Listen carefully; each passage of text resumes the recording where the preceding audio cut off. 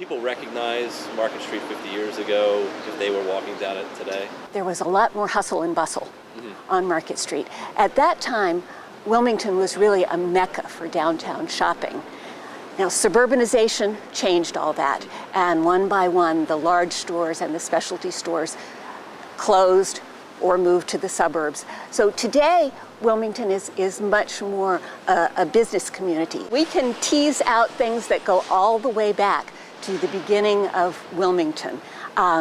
It takes a little creativity and a little foresight to find those pieces, but yes, we will be able to do that as we walk the street today. It was originally named Willingtown, after Thomas Willing. In 1731, Thomas Willing, who was an English Quaker land speculator, laid out plans for a new city on the banks of the Christina. He was hoping to attract people who saw the opportunities of building near navigable water.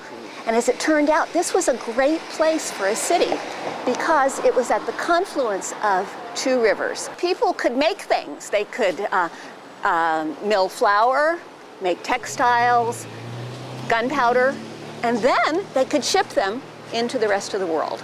So a great place for a city to start. Willing had laid out the city in a grid pattern similar to that of Philadelphia, and Market Street was really the axis of the grid. In 1738, it got its new name, Wilmington, presumably after Spencer Compton, the Earl of Wilmington, who was a friend of King George II. It would be a very, very busy place in 1780, not particularly healthy, because the docks were notoriously unhealthy places. So this was gritty and sort of industrial at that time. So not quite as pretty as we're seeing today, and probably a lot odoriferous. As we walk up the street, we'll see that building use change over time. In the late 19th century, you were likely to find retail on the first floor and then manufacturing on the upper floors. At the turn of the century, we begin to see buildings that were built for single purposes, like a department store. And then in the early 20th century, we see the advent of the office building. So as we walk up Market Street, we're really progressing through time, right on up to Rodney Square. This was the site of Wilmington Dry Goods, a variety store that was founded in 1924 by Joseph Lazarus, a Russian immigrant. Joseph Lazarus, long before the advent of Walmart, got the idea of buying in bulk and then selling with very little markup. Longtime residents of Wilmington fondly recall shopping at the 4-cent table or buying a man's suit for $7. They also remember the creaky wooden floors of Wilmington Dry, and people lined up around the block on sale days. Now, Joseph Lazarus, as I said, was an immigrant, and he was proud of being an American and chasing the American dream. So every day when his store opened at 6 a.m., he would gather his employees for the singing of the national anthem.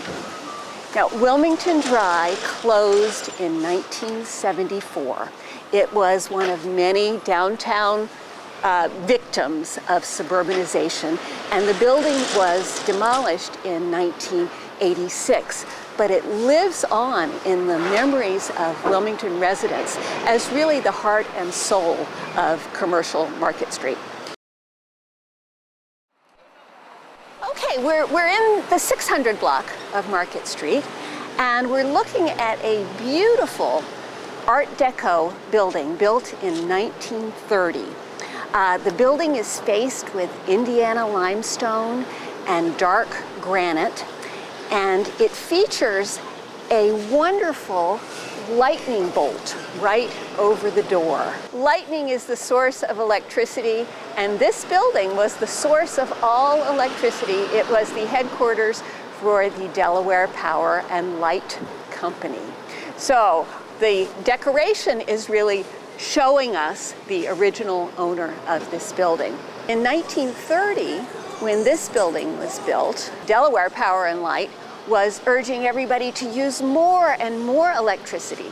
So they devoted the first floor of their building to a showroom for all sorts of electrical appliances. And there's a wonderful clue to the past. If we look inside the building, you'll see on the floor, it's peppered with circular electrical outlets all throughout the floor. That's where all the appliances were plugged in. The stoves, the refrigerators, the vacuum cleaners, the radios, that sort of thing. So the message was use electricity. They even electrified the sidewalk in front of the store to melt the ice and snow. So this was a very energetic and positive time when anything was possible with the use of electricity. The 1930s, 40s, and 50s was the heyday of downtown shopping. This block was the home of a number of specialty stores, one of which was Bronsteins, which is right across the street here. The building with a pressed metal facade and lovely stained glass windows. You'll see that the display windows are three-sided, and they beckoned customers into the store to a lovely room carpeted with oriental carpets, comfortable seating where customers could sit while they were being waited on. A high-end ladies' apparel store. In 1938, DuPont invented nylon. One of the early commercial applications for nylon was nylon stockings, women's hosiery. When DuPont decided that they wanted to expand their test of nylons, they went to David Bronstein and asked if he would sell nylons and then report back to DuPont on the feedback that his customers gave him. Bronstein agreed, but he probably didn't know what he was getting into. When Bronstein opened his doors to sell nylon stockings, there was a shopping frenzy. Women mobbed the store. He reported that some women bought their nylons, came outside, sat on the curb, and tried them on right in front of the store. It was a raging success. World War II came along, and nylon was removed from the commercial market. All the nylon was needed for the war effort. At that point, David Bronstein saw an opportunity to make a profit. And so he went out and he bought up all the nylon stockings that he could find anywhere. He bought so many that he had to rent a warehouse to store all these nylon stockings. Once again, he probably didn't know what he was getting into, because when word got out that Bronstein had cornered the market on nylon stockings, all of a sudden, everybody wanted a piece of him. Even some shady folks from New York came down with a suitcase full of cash, proposing a partnership, a nylon syndicate, if you will, with Bronstein. Well, Bronstein got so fed up with all the attention that he said, you know what? I'm going to give them all away. And that's exactly what he did. He offered nylon stockings as a premium for anybody who would buy a war bond. In only a matter of a couple of days, Bronstein had raised $900,000 for the war effort. So this specialty store undistinguished from many throughout the country, has a special place in the history of our city and also intersects with the nation's history during the World War II era.